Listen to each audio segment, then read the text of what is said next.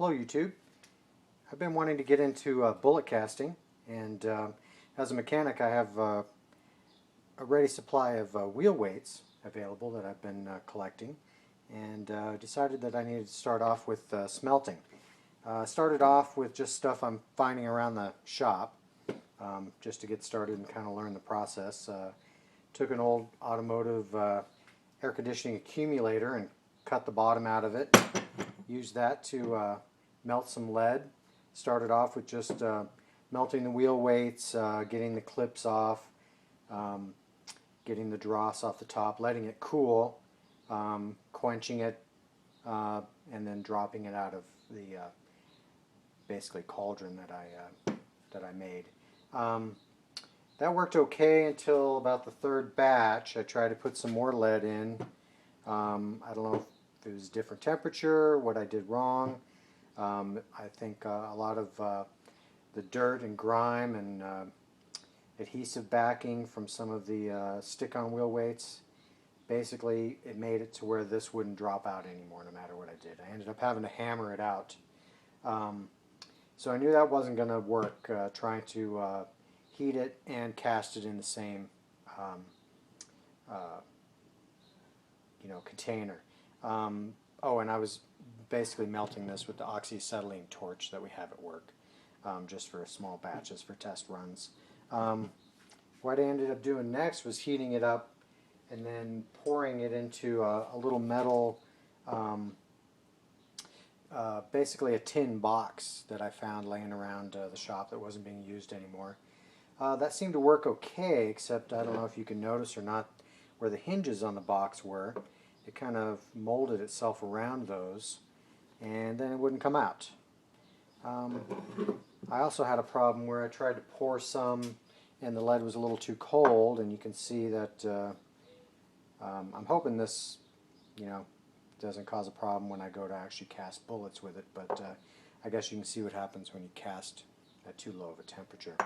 The next thing I did, I headed over to do some research on the internet because things weren't going as well as I'd like. Came across a site called Cast Bullets, but the bullets is spelled B-O-O-L-I-T-S, and saw what they were using for smelting ingot molds, basically, and found a nice one that they were making out of angle iron, and I happened to have a piece of that laying around the shop, so I came up with this. And this was a design that a lot of people are using on there, and so basically I just copied it and stole it. Basically I took the 1.5" angle iron that I had, just a scrap piece about 4 or 5 feet long laying around the shop, and cut it off into 4-inch sections. The important part of this design is the angle that you cut on the sides. You have the natural angle from the angle iron, but the angle that you cut on the sides allows, when the lead shrinks, that they'll come right out and release. I had this handle laying around. I had a couple of these actually that I didn't know what kind of project I was going to use them for, and it turned out that worked out pretty good for that, and I'll show you why in a minute. Basically, I saw people had discussions about whether they weld them on the inside or the outside.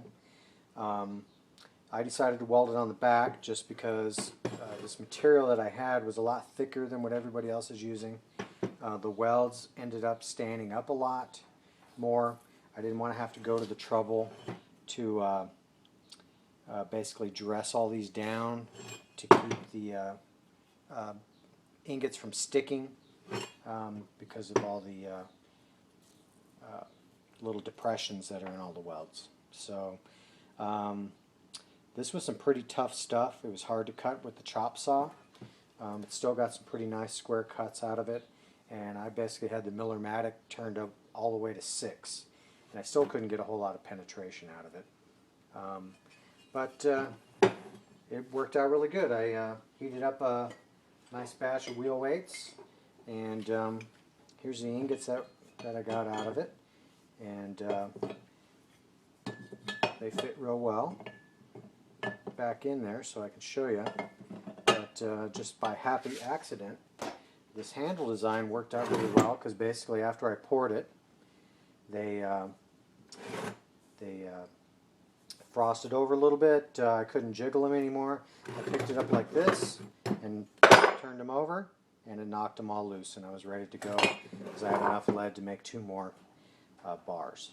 So that was my little project for the afternoon, since I didn't have much work while I was waiting for parts to show up. And just thought you guys might like to see that. If you have any questions about how to make these, head over to Cast Bullets forums, or you can message me with some questions on YouTube. Thank you.